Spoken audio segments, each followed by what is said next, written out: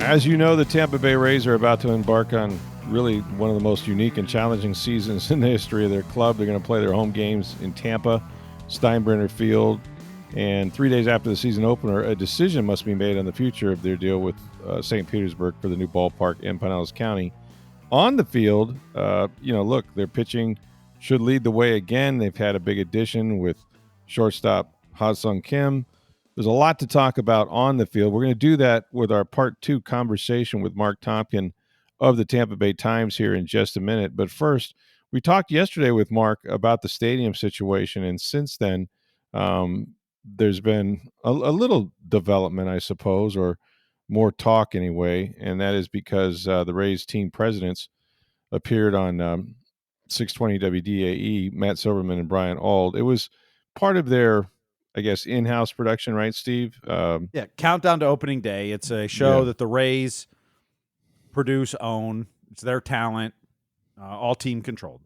Yeah, and so much like the Bucks player access shows on WDAE as well. The same thing. Those are Bucks shows with Bucks reporters. Casey Phillips and that. So this one is what Chris Adams Wall. I don't know if Neil Solondz or Andy Freed were on it. Mm-hmm. Yeah, well, the team presidents were, and they basically blamed, as they are wont to do of late, both Pinellas and St. Petersburg for, quote, unfortunate events. And I'll just read you this quote from Matt Silverman. He said, they effectively, meaning the city and the county, they effectively broke the deal and turned their back on the commitment they had made to us in August. So everything that's happened on the ballpark front since October has been the result of that failure, the county commission's failure to complete its approval.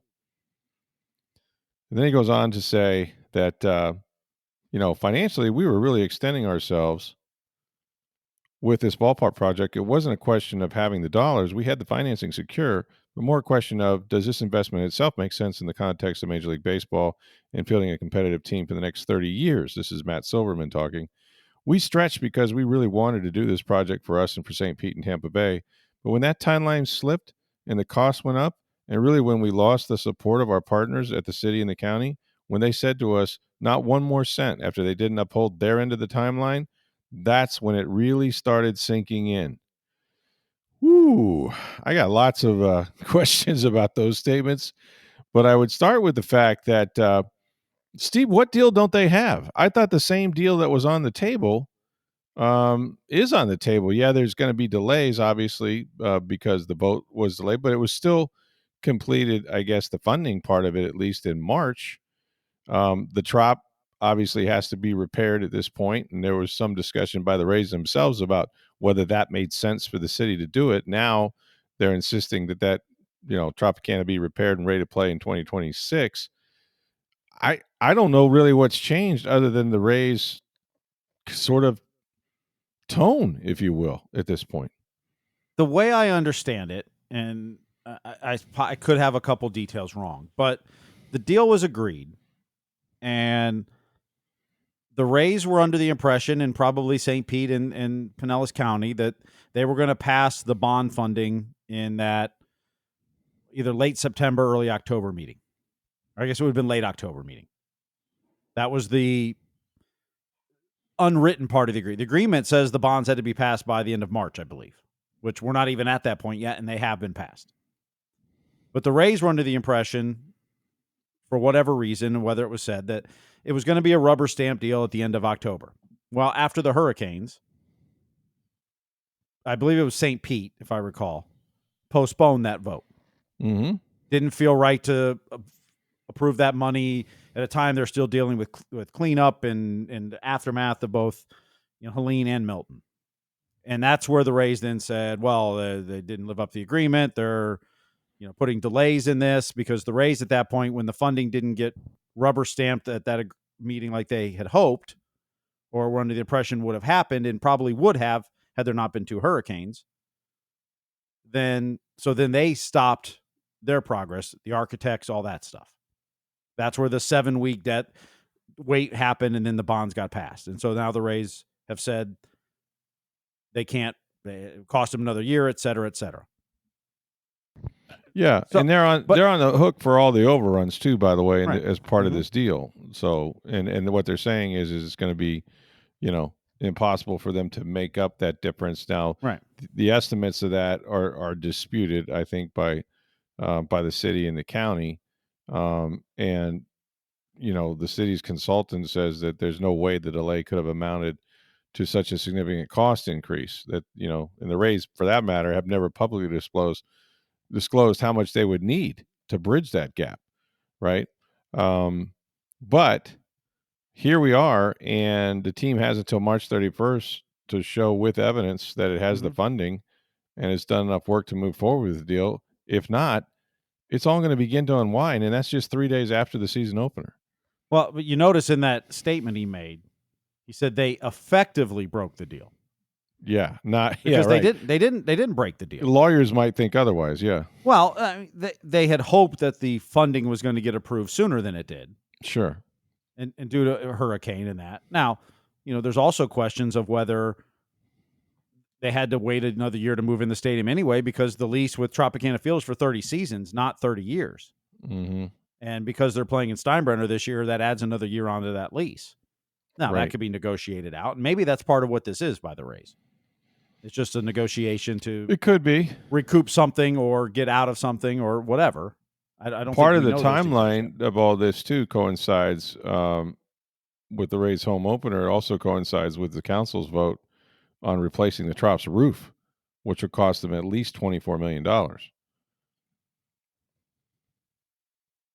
Yeah, so it's look, the Rays are very careful with how they say things, but the change of tone, It's not good.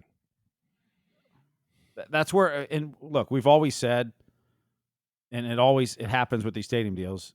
We thought this one was amazingly how I don't want to say easy it was because it wasn't, Rays are here to stay. I remember the but announcement. there wasn't that true ugliness about getting a new stadium that Right. happens in so many places.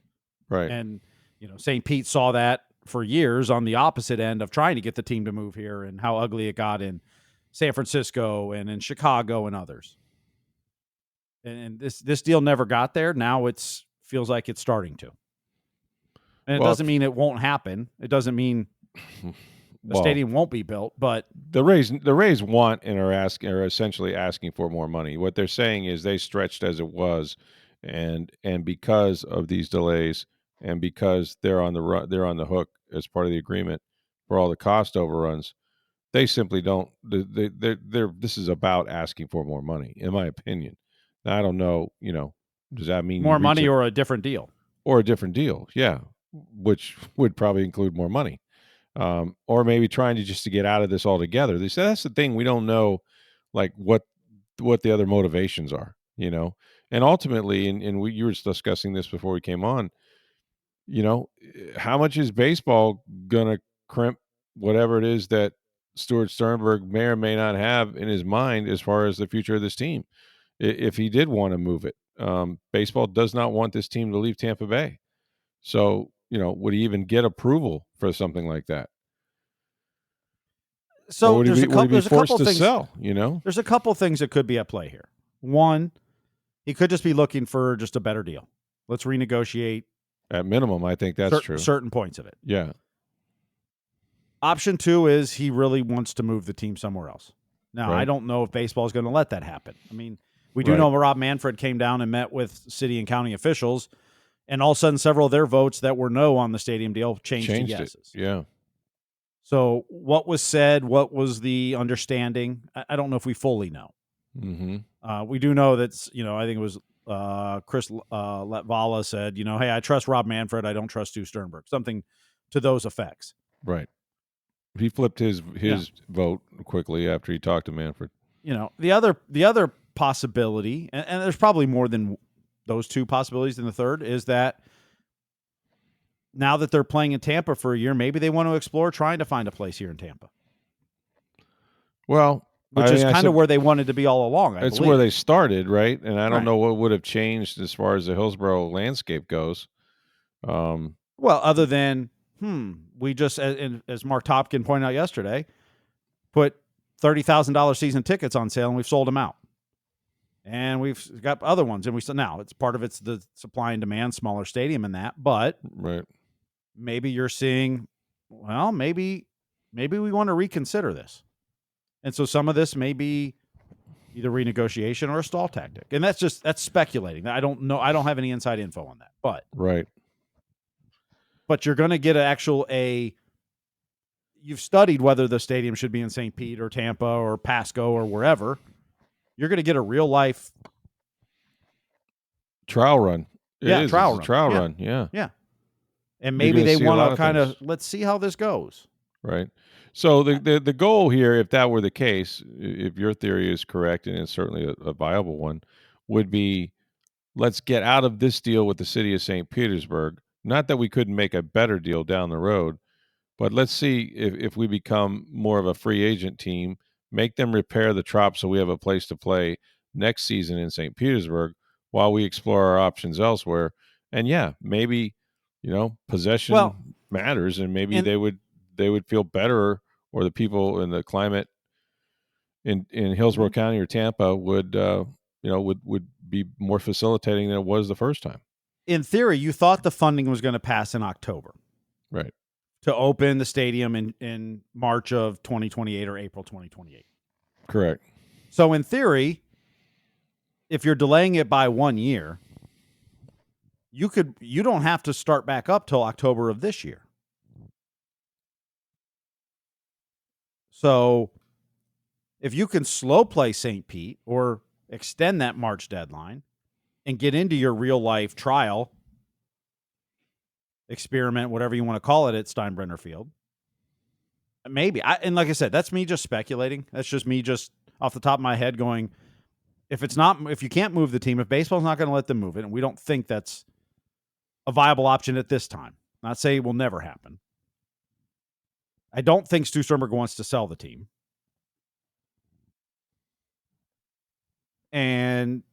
But they're mad at St. Pete. They don't like the current deal they have. So what's your other options? Maybe since this has happened, there's been Omaha. Omaha. But maybe there's land available in Hillsborough County, or someone's, willing to do that. I don't know. Yeah. I mean, the thing is, I don't think any of us know. I One don't know thing if is- I don't one know if thing's Pinellas clear. and St. Pete. I don't think Pinellas and St. Pete know what Stu wants. Yeah. Well, I think one thing's clear. He doesn't want the deal that he had on the table. Yes. Does not want that deal, won't accept that deal. A whole lot more money would have to come with that deal, at minimum, based on what they're saying in terms of, their expected overruns, which they're on the hook for. So he does not want to confirm the deal that he had. He either has to have a new deal or a new location, whether that's in Tampa, but just a new deal. Wherever that occurs, in St. Petersburg, the way it existed is not going to work for him now. And I think they've contributed to that. And that's why I think, as I always say, there will be lawyers, right? Mm-hmm. You can't complain about the Trop not being ready when you were encouraging St. Pete not to fix the Trop. I mean, and for that matter, is an entire deal, they have not shown evidence of it costing, tens of millions of more dollars, for a 45-day delay or whatever it was. So, all of that is going to be settled somewhere in court, but, man, it's going to be a fascinating couple of 3 or 4 days when this season starts, and probably a lot of different posturing before that. But, man, what a year this is going to be. It's all coming down at the same time at the start of a season. And oh, by the way, we have baseball, and we get a chance to talk today to Marc Topkin about that and about what's happening on the field, where the Rays obviously look like they've done some things in the off season and also got plenty of pitching back. So hoping to be competitive in the AL East. We'll talk to Marc about what's going on in the field. But you know what today is? Because I forgot. It's Valentine's Day. And if you're like me, you probably didn't get anything, right? But I got a great solution for you. Get on down to Breitling Boutique at International Plaza Mall. And whether you're looking for a Valentine's present for your wife, your girlfriend, your husband, your boyfriend, that's where you want to go because Breitling Boutique has the best collection of Swiss watches anywhere. They've been in business for about 140 years. They've been in International Plaza for over 5 years. So you go into the mall, about the center of the mall, go upstairs. It's a beautiful store. Customer service is amazing. They're used to having clients and celebrities. Probably see some Buccaneers players in there as well. But they got just a great collection of watches. And if your husband or boyfriend is an NFL fan, this is the place you want to go because right now they're celebrating the NFL's 104th year anniversary with a special collection of all 32 teams. Their watches, these Chronomat watches, representing all 32 teams. They've got the color scheme on the face of the watch. They've got the logos, the team logos. There might even be a couple left with the Buccaneers, but these are limited editions, so there's only so many that were made in the first place. But they've got other watches too, the Chronomats, the Navitimers, and then if your wife or your girlfriend is looking for something nice, man, they got a great collection of sports watches for her. These are durable. If your wife is on the go like mine, gonna be banging around a little bit. But if you want something that's very secure and absolutely beautiful, all kinds of different colored wristbands, you name it, they got it. It's Breitling Boutique. You have to go to this store because I know if you're like me, you've forgotten that today is Valentine's Day, and they're going to help you out, and you're going to make somebody very, very happy on Valentine's Day. It's Breitling Boutique, International Plaza Mall. Make sure you let them know that you heard about this on Sports Day Tampa Bay. Let's go on to the field here real quickly. We're not that quickly, but let's go on to the field because I listen. I think the Rays had a very Rays-like off season, maybe less expense. I don't know, how you measure these things, Mark. They've never been a team that's going to go out there and land the biggest free agent, in the league necessarily. Um, but they knew what they had coming back, and let's start with their, I guess you'd say their biggest free agent acquisition would be Ha-Seong Kim. Now, he's not going to be ready until what, May? But what are they getting with this shortstop? And then I heard them talk about beyond the X's and the O's, if you will, as we say in football, the hitting and the fielding and all of that, that this guy has a little bit of presence to him in the clubhouse. Yeah, Rick, and he, I think he's all of those things, is what we've been told. I was a little surprised that they went as high as they did. It's a 13 million salary this year, a 16 million salary next year that he has the option to not do, a player option to opt out of. But a $29 million deal is the second largest they've ever given a free agent position player, and the Wow. largest since one of your personal favorites, Greg Vaughn, back in 1999. There you go. So it's very rare for them. Now, look, they've given obviously some of their own players more money. Carlos Pena got an extension, Longoria, Wander Franco, some other guys, Carl Crawford. Right. But as far as a free agent, signed from the outside, they haven't done this very often. And look, I think it's an opportunity for a couple things. It's a guy who's a pretty good defensive player, almost at Taylor Walls' level of elite defense. We know how highly regarded he is in the organization. And a league average or better offense with some power. So they're seeing it as a chance to, you come down maybe a tick defensively, but you get a chance for a lot more offense. Yes, and he's a bit of a dynamic player. He plays a lot of energy, is what we've heard, a lot of enthusiasm, very competitive. And then sometimes, a guy new to the situation, you talk that, about the galvanizing impact. Like, he doesn't really know or care about the history. And, he knows he's playing in an outdoor stadium, and, it's conceivably a 1-year deal, if he opts out. So this is a guy who's showing up to play really well, put up some numbers, and try to win. He's not Right. really going to worry about the crossing the bridge and whether this is going to piss off the potential for, hurt the impact for a new stadium deal down the road, or what the status of the trop repairs are.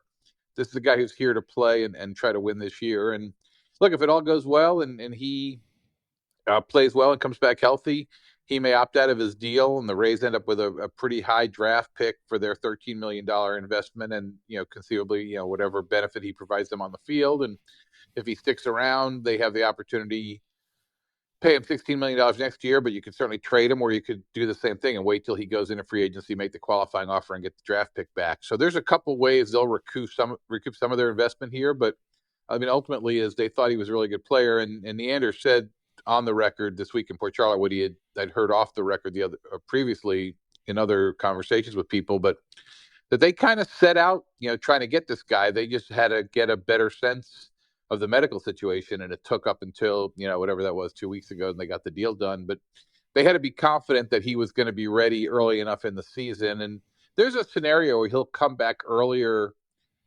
If the arm strength is obviously important for shortstop, very important for shortstop. But if he's healthy, like you just saw Shohei Ohtani, right, play a whole season as a DH, even though he couldn't throw properly yet because he was still rehabbing his Tommy John surgery as a pitcher. So you could see a scenario where Ha-Seong Kim could come back either as a DH or even as a second baseman with the shorter throw, and play earlier sometime in May, and then eventually move back to shortstop at the end of May. Well, it certainly adds a dynamic player to that infield, and you already got one in Junior Caminero at third base. And Yeah, you do. You wrote about this, Marc, is walk-off home run in the Dominican League Championship, and as you said, that bat that he flipped may not have landed yet. But man, what great expectations, and I think rightfully so.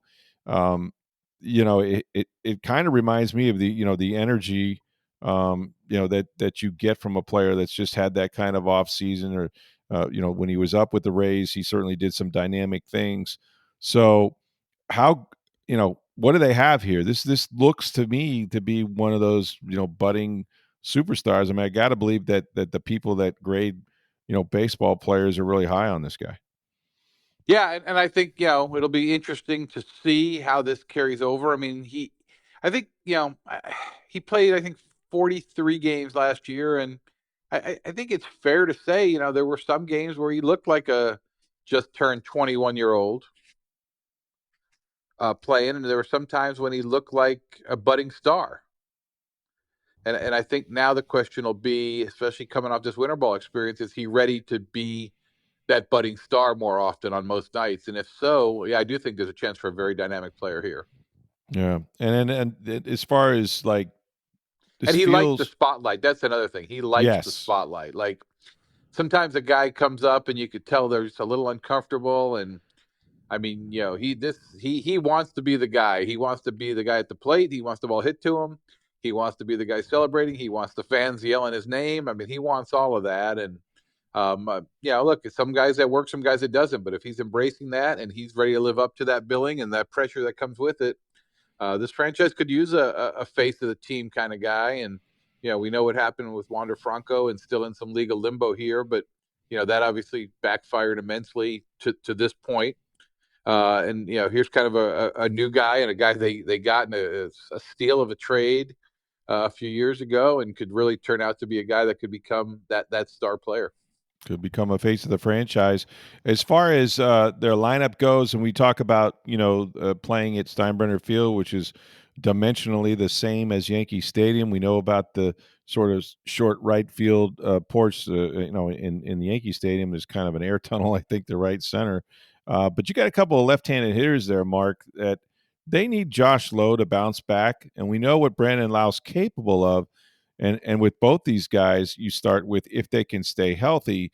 But either one of them, I mean, let's take Lowe, for example. I mean, 2 years ago, Markey had as good a year as anybody in the outfield.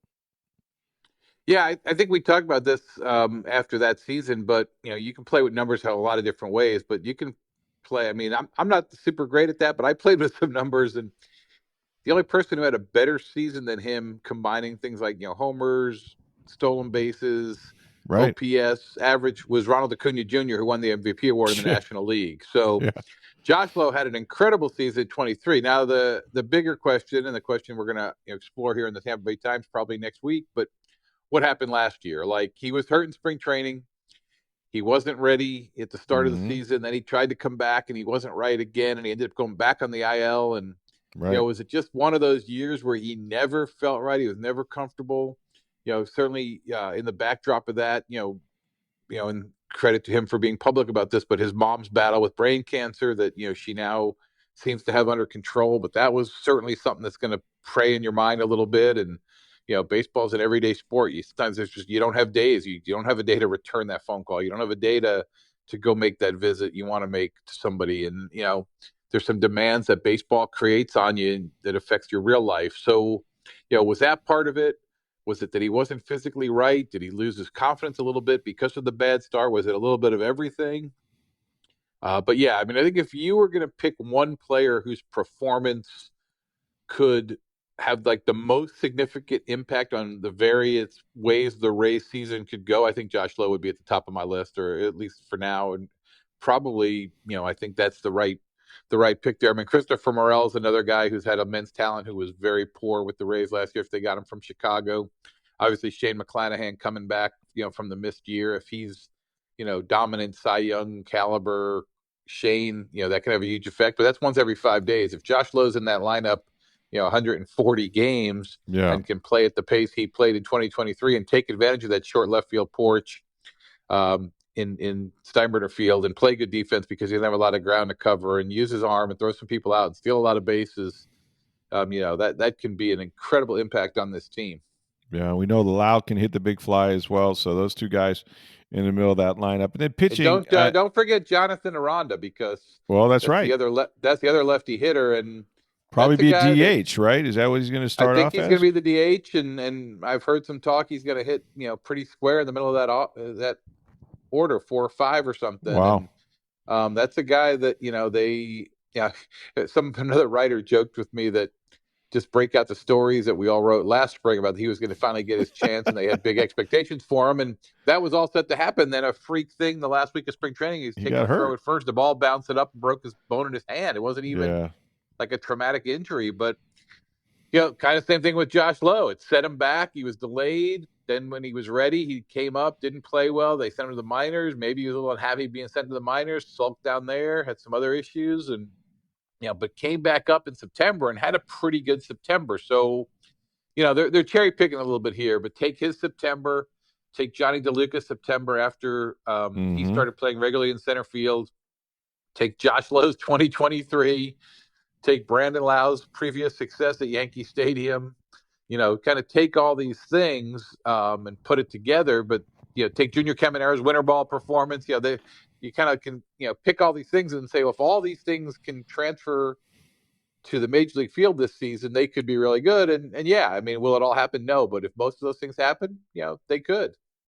Counting on it kind of like a little bit like 2 years ago when they got such great years out of so many guys. And this, I mean, I think when you watch Aranda, I mean, as Joe Madden would say, he's a little hitterish. I mean, that guy can mash. I mean, he puts the bat to the ball. So pitching is going to be the thing, Mark, as always with the Rays, and they seem to have an abundance of it, right? They did a new deal with Drew Rasmussen. You mentioned Shane McClanahan, who should have no limitations on him. He's had plenty of time to recover from that Tommy John surgery. But you've got, 6 dogs and 1 bone, right? And so I guess that somebody's going to have to start off in the bullpen. But what a great problem to have. And not for nothing, but when you're talking about games played in the summertime, in the outdoors with rain delays, you may need these guys and then some. Yeah, no doubt. And I think, the camp, they made a trade on Tuesday afternoon to get a guy who was with the Tigers and kind of another multi-inning reliever, and they're collecting those for a reason. But I think there's 40 pitchers in camp right now, and but obviously they won't all, they can't all make the major league roster. 13 can, but it wouldn't surprise me if we see 30 of those 40 guys at some point, during the year. And there's a strategic element to this, and Eric Neander and Kevin Cash have acknowledged it. Is there is the concern now. There's only 17 home games over July and August. There's 9 in 1 month and 8 in the other month because they had to flip a couple out to try to minimize the exposure to the worst weather of the year. But you've played it, you've been there, you've covered it. We've all been to Florida State League games back in the day. I mean, you have one of those games where whether you start on time or start delayed, you get rain in the first or second inning, and you can't bring your starting pitcher back because there's a long delay. That's right. And that happens in a stretch of games where there's no off day, and you've got to go into that bullpen. And let's say you've got to use 4 guys for 2 innings each. And most players these days, most pitchers these days aren't going to pitch the next day if they throw 2 innings, 30 plus pitches. That's usually like over the limit. They don't pitch the next day. So now you're going into the next day, and you only have 4 bullpen guys that are up out of your 8, and you run into the same thing. I mean, you could be in a situation where you don't have pitchers for to finish that game or for the next day. So you've got to have a bunch of guys at AAA that have options that can come up or that are off roster and can be added to the roster at the expense of someone else and come up and be able to cover multiple innings. So I think they have literally been collecting multi-inning pitchers to have available at Durham, knowing that they may have days where they have to bring 2 or 3 guys up to replenish a bullpen that had to be emptied out, and maybe emptied out the night before in a 10-1 loss or something. But you still got to cover the innings, and if you lose that starter after 30 pitches, but there's an hour plus delay, that guy ain't coming back in. So you're stuck, and you got to be careful you don't get stuck 2 or 3 days in a row. Yeah. No, it's gonna be a problem, and they're gonna certainly have the Durham shuttle working pretty well. But when you look at just who they have as the starters, and then we can talk about the bullpen looks as solid as it's been. It was terrific at the end of the year. But if I got to choose 3 players from Shane Baz, Taj Bradley, Zach Littell, and Ryan Pepio, that's a good problem. That's a really good problem, assuming that all of them can, and this has been the big thing with their pitching staff, stay healthy. The guy handling that pitching staff for the most part, Marc, will be Danny Jansen. What kind of a player? What kind of a solid catcher are they getting here? Given the various catching woes that the Rays have had over the years. Yeah, I mean, heard some really good stuff about Danny Jansen. You remember Charlie Montoyo, who used to be the Blue Jays manager? I called him after the deal was announced, and I mean, he had no dog in this, right? I mean, he just said that could not say enough good things. He goes, I've never heard anybody say a bad word about Danny Jansen. Just a great teammate, a great guy to be around a team, and obviously a pretty good player. Now, look, he's coming off a down year. He's had some injuries. Sure. He took a 1-year deal, kind of like we talked about with Ha-Seong Kim, to come here. The Rays were able to get Ha-Seong Kim among some of the other teams that were offering similar deals because they said you could play shortstop almost every day. Well, the same thing, Danny Jansen. They said to Danny Jansen, you can be our primary catcher. We're going to give you at bats behind the plate. Come here, have a good year, and then go back out on the market and go get a 3-year, $50 million deal, whatever you want to do. But he's here for 1 year, $8 million. They're thrilled to have him. And there was a secondary benefit, and I don't know if I'm making too big a deal about this or not enough of a big deal about it, but he was on that Blue Jays team in 2021 that had to play part of the season in Dunedin, part of the season in Buffalo, part of the season back in Toronto under the post-COVID restrictions. And you talk about a been there, done that situation. So he's kind of been in playing for a major league team in a minor league stadium for a good part of that 21 season. And that was a big part of what they saw as an appeal in bringing him in, that someone who can kind of, got enough stature in the game. And, maybe there's a day when there's a bunch of people in the clubhouse bitching and moaning about the minor league stadium situation and the weather and all that. And somebody who can say, why don't we shut up and focus on winning the ball game and not worry about it, kind of thing. Like, we're going to live through this, guys. It's okay. And bring kind of that attitude and yet a very, he's a very congenial, amicable type guy. I mean, I was talking to him a little bit today, and just he was joking about some stuff about his wedding and stuff like that. Like not a hard ass kind of guy, but yet someone who's going to command some respect because he has played in the league a long time and does have some experiences that will help the Rays as they go through them. This is completely off the radar as far as the Rays go, but not really. Kevin Kiermaier still hanging around baseball? Coach Kevin Kiermaier to you, buddy. Wow. Yeah, he just got a job. He talked to the Rays. And then ended up talking to the Blue Jays. And he said there was a third team, although come to think, I don't think he ever told me who the third team was. But it sounds like it came down to the Rays and the Blue Jays. 2 teams he played for. He still lives here. Obviously, the Blue Jays train in Dunedin. Very convenient for him. He just said the opportunity seemed a little better with the Blue Jays. To be a special assistant to the GM, but essentially an outfield instructor. I think he told one of the Toronto writers he calls himself the outfield whisperer. But it was interesting, and it's typical Kevin, man. He's full go, full speed ahead, no brakes, confident in himself, and he said he couldn't be more jacked up to do this. And I believe he used the phrase in my article that he's plans to revolutionize outfield instruction with some of the drills and stuff that he has planned. But whether it's the Rays or the Blue Jays, and with the Rays with Chandler Simpson, their rising prospect, it really would have been a great thing had it worked out for them. But yeah, I would let Kevin Kiermaier go hang out with some of my young outfielders, and Heck yeah. hey, you make the play, and let me show you how I'd make it, and then you make it again, and let's just go back and forth here a little bit, and talk about the mentality and the look, we know Kevin sacrificed his body routinely to play the game, and not pulling up, going to the wall, and stuff like that, and teach some of these kids how it's done. So yeah, you got 4 Gold Gloves and a Platinum Glove on the shelf. I'd listen to you too. So yeah, good for Kevin staying in the game, and we'll see how if that works out with the Blue Jays long term. If he ends up with the Rays at some point, maybe, who knows? But the fact that they're right here in Dunedin gave him an opportunity. He liked the setup that they had. He liked the role they promised him. So we'll see how it goes. It's a nice transition, but I got to be honest with you, and it's a grind, okay, if you go this route. But I could see Kevin Kiermaier going into managing. I really could. He's just that guy. He just loves baseball that much. All right, Mark, get you out on this one. Now you're at the luxurious Airbnb in Port Charlotte. I'm thinking 4 bedrooms, a nice No, pool. Tracy, it's not luxurious. No, Tracy. So now DoorDash, is it lobster thermidor or you get a big baseball steak? What are we doing here? Yeah, I'm not. I don't want to say about whether DoorDash would come to this neighborhood or not.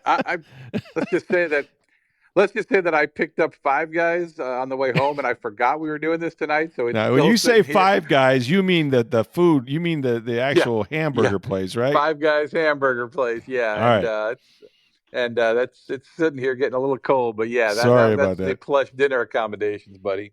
Well, hopefully they got a microwave in that unit anyway. He's Marc Topkin, and gosh almighty, he's going to do yet another Rays season. And number 28. Incredible, man. Just you and Cal Ripken, what a warrior. It's unbelievable. It really is.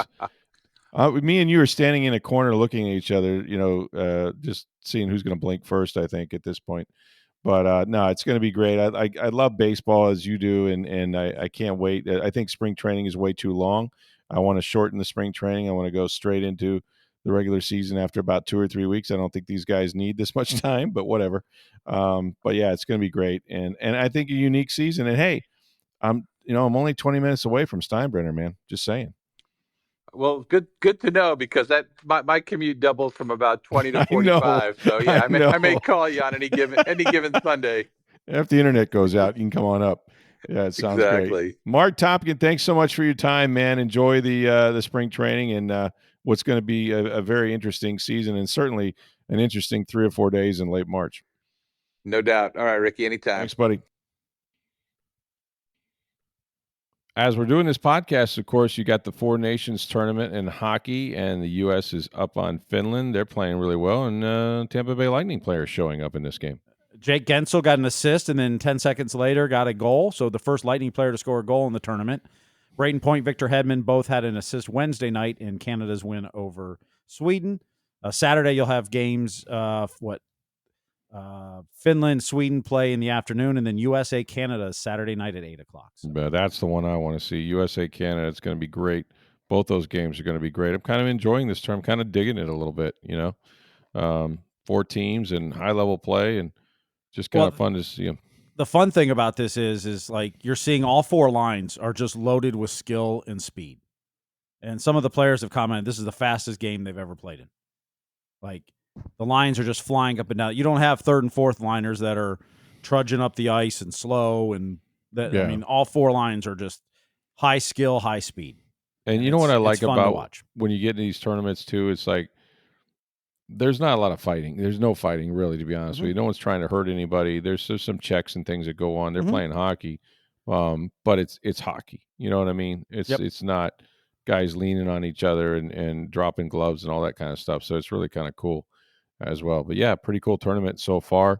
We're not that far away from spring training starting games. And then this weekend, the Daytona 500. Car run good, hate for the crew, man. Yeah. Back to racing, boogity. How about that?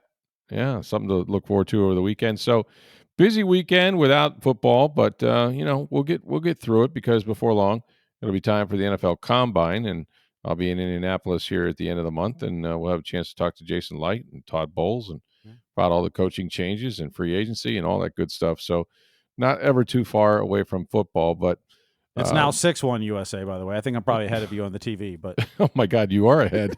What is with streaming, man? You used to be able to just everybody would turn the TV on and it would come on at the same time, and we'd all have the same exact signal. Yep. And these streaming things are depending on where you lived and how good your internet is. You could really get somebody at that. Oh, nice rebound. Gensel was on the ice for that one, but I don't think he got an assist. He's got a big plus minus today, doesn't he? Another Kachuk? Which one was this one?